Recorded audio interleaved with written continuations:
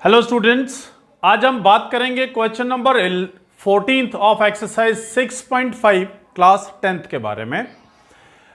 वैसे तो इसका फिगर गिवन है, मैंने फिगर पहले इसलिए नहीं बनाया बिकॉज आई वांटेड कि आप स्टेटमेंट को रीड करते हुए फिगर बनाने की कोशिश करें। The perpendicular from A on side BC of a triangle ABC intersects BC at D such that DB is equal to 3CD. You have to prove that twice of AB square is equal to twice of AC square plus BC square. So now understand करते हैं कि point A से perpendicular draw किया जाएगा BC के ऊपर triangle ABC का। तो सबसे पहले we will make a triangle ABC, triangle A, B and C. Now they are saying from point A, यहां से एक परपेंडिकुलर ड्रॉ किया गया है। जो DB है वो 3 टाइम्स ऑफ CD है, यानी जब हम यहां से परपेंडिकुलर ड्रॉ करें तो ये जो BD है ये CD से 3 टाइम्स है, बट यहां पे आपको नजर नहीं आ रहा। तो जब आप फिगर बनाएं तो उस फिगर को ही तकरीबन ऐसा बनाएं कि जो DB है it should look like 3 times of CD. Now it's little bit looking कि it is greater and this is smaller. So जब आप फिगर बनाएं तो इस चीज का खास ख्याल करेंगे। सो गिवन अगर आप इस क्वेश्चन के अंदर देखें तो what will be given in triangle ABC AD is perpendicular to BC and DB is 3 times CD. This is your given part. So what is your to prove? What we have to prove? It is already given. We have to prove that twice of AB square is equal to twice of AC square plus BC square. अब हमें इस पूरी exercise के अंदर मालूम है कि हमारे पास दो ही कंसेप्ट लग रहे हैं। अगर आप एग्जामिनेशन पॉइंट ऑफ व्यू से देखें, वहां जहां पे आपको ये नहीं मालूम है कि कौन सी एक्सरसाइज का क्वेश्चन है, सो जो प्रूव करना है उससे आपको काफी क्लैरिटी हो जाती है कि एक तो परपेंडिकुलर की बात हो रही है यानी 90 डिग्री एंगल की बात हो रही है और किन्हीं साइड्स के स्क्वायर की बात हो रही है। तो ये दोनों चीजें मिला करके हमें पता चल जाता है कि हम पाइथागोरस थ्योरम के बारे में बात कर रहे हैं। तो here also before going to the proof of this हमें इस क्वेश्चन को थोड़ा सा एनालाइज करना है। जो हमें चीज प्रूव करनी है तो देखिए ध्यान से, एक चाहिए मुझे AB, यानी इस ट्रायंगल की बात हो रही है। एक चाहिए AC, अरे भाई इस ट्रायंगल की भी बात हो रही है, और एक चाहिए BC। तो इसका मतलब इन दोनों ट्रायंगल्स की बात हो रही है, BC बिकॉज इन दोनों ट्रायंगल में हो रहा है। लेकिन जब हम इस ट्रायंगल की बात करेंगे तो BD आएगा और इस ट्रायंगल की बात करेंगे तो CD आएगा। तो हम सबसे पहले इस BD और CD को कन्वर्ट कर लेते हैं इन टर्म्स ऑफ BC। वो कैसे करेंगे? हमें मालूम है जो BC है वो किसके इक्वल है? BD plus CD। It is quite evident, यहां से आप देख सकते हैं कि जो BC है वो BD प्लस CD के इक्वल है। और गिवन चीज थी हमारे पास that DB is 3 times of CD। तो इस DB की जगह पे 3CD रख दें, तो ये आ जाता BC is equal to 3CD plus CD, यानी BC is equal to 4CD, यानी 1/4 BC is equal to CD। एक चीज आ गई हमारे पास CD in terms of BC। अब इस CD की जगह पे ये वैल्यू पुट कर देते हैं, तो ये आ गया BC is equal to BD plus 1/4 of BC। इस 1/4 BC को इधर ले आए, BC minus 1/4 BC is equal to BD। LCM 4 BC minus BC is equal to BD, और ये आ गया आपके पास 3/4 of BC is equal to BD। अब दोनों चीजों को, इस ट्रायंगल के BD को भी हमने BC में कन्वर्ट कर लिया और इस ट्रायंगल के CD को भी हमने BC के अंदर कन्वर्ट कर लिया है। Now we will apply the Pythagoras theorem in both these triangles. So let's apply Pythagoras theorem in triangle ABD. In triangle ABD, अब ABD ट्रायंगल के अंदर आप मुझे बताइए which is the hypotenuse, because अगर डी पे 90 डिग्री है so automatically A B will be hypotenuse. Using Pythagoras theorem it has come as A B square is equal to A D square plus B D square and that is called equation number 1. हम यहां पे बाद में value put करेंगे इसकी, पहले दोनों के ऊपर पाइथागोरस थ्योरम लगा लेते हैं. In triangle A C D again using Pythagoras theorem A D square plus C D square. Now answer को दोबारा से देखते हैं तो हमें मालूम है कि ए D square is not required.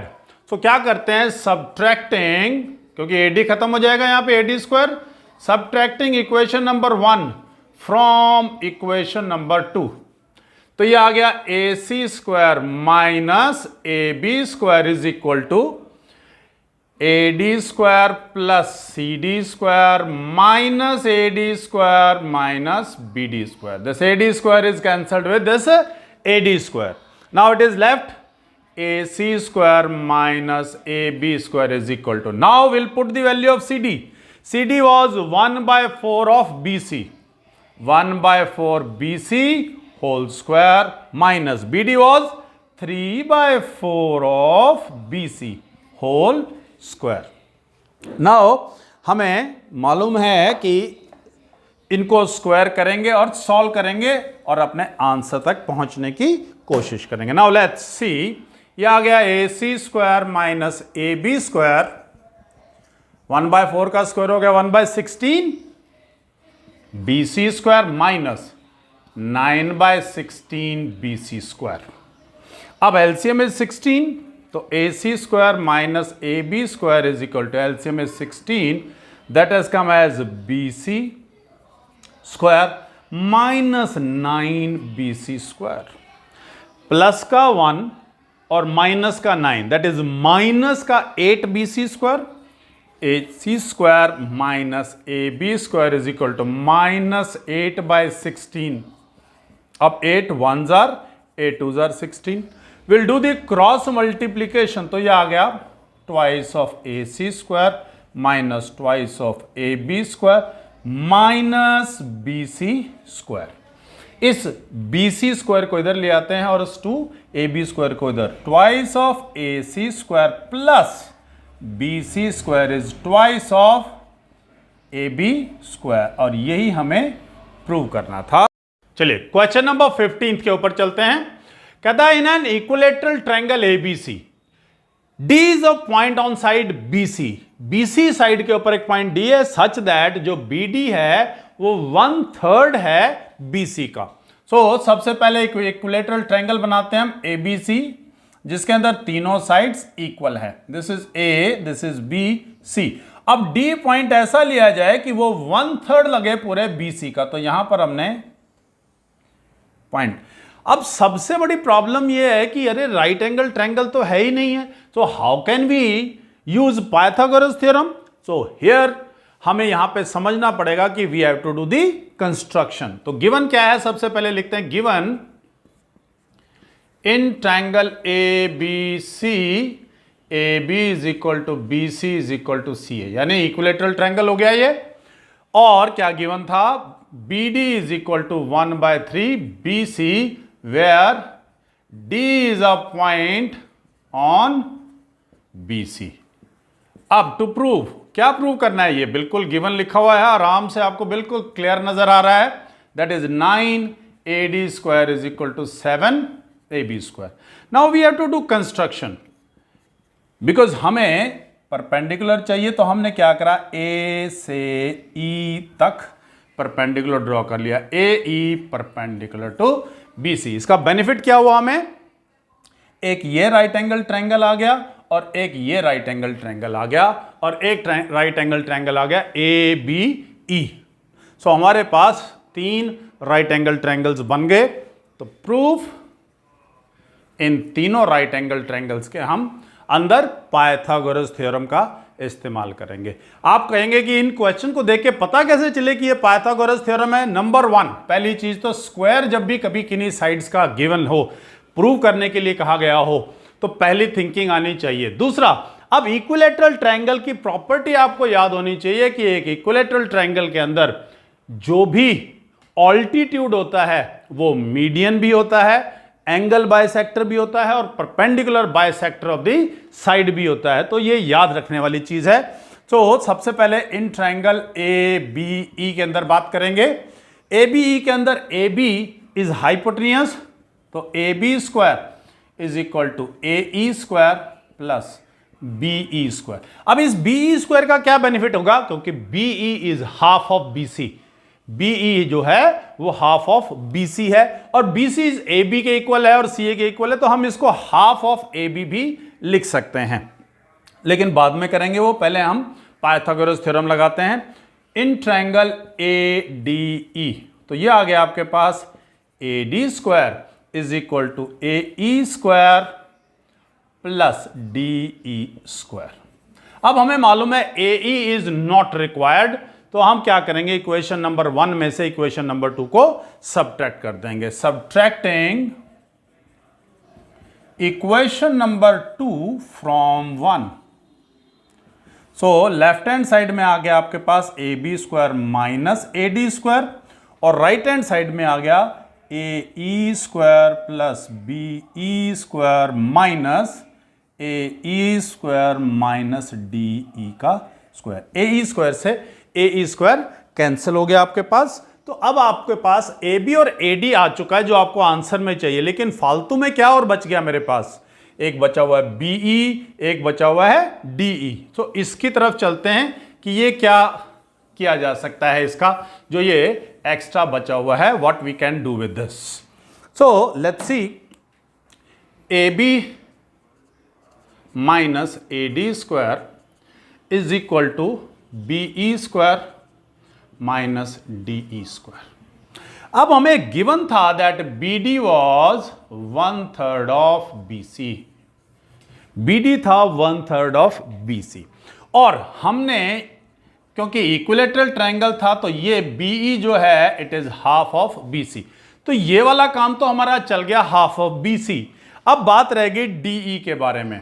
Can we write D E as B E minus B D. आप देख सकते हैं फिगर के अंदर, अगर मुझे डी ई फाइंड आउट करना है तो इस पूरे बी ई में से अगर मैं बी डी हटा दूं तो डी ई बचता है।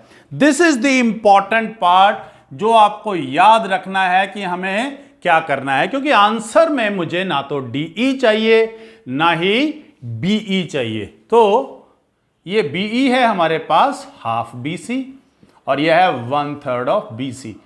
एलसीएम आ गया 6, that is 3BC minus 2BC, that is 1/6 of BC। So BE की जगह पे हम हाफ BC रख देंगे और DE की जगह पर 1/6 BC रख देते हैं। तो ये आ गया आपके पास AB square minus AD square half BC square minus 1/6 BC square. And यहां से एक और बात बता, आंसर में तो BC भी नहीं चाहिए, तो फिर क्या करें इस BC का, we can convert this BC as AB, क्योंकि हमें मालूम है इक्विलैटरल ट्रायंगल है, तो इस BC की जगह पर हम क्या लिख सकते हैं AB, बिकॉज आंसर में हमें AB और AD। अब ये जो इक्वेशन है आपके रिक्वायर्ड आंसर जैसी बन गई है, तो कुछ कुछ हम वहां पे उसके नजदीक पहुंच गए हैं। तो लेट्स सी एग्जैक्टली उसके नजदीक कैसे पहुंच सकते हैं। 1/4 AB square minus 1/36 AB square. So LCM आपके पास क्या आएगा, एलसीएम आएगा 4 और 36 का, that is 36। So LCM AB square minus AD square, LCM is 36, 9 AB square minus AB square. AB square minus AD square is equal to 8/36 AB square. 4 2s are 4 9s are, cross multiply तो 9 into AB square minus AD square twice AB square, that has come as 9AB square minus 9AD square twice AB square। अब AB वाली terms को इकट्ठा और इसको इधर, तो यह आ गया 9AB square minus twice AB square is 9 AD square. Array 9 minus 2, that is 7 AB square, 9 AD square. This was the requirement and hence proved.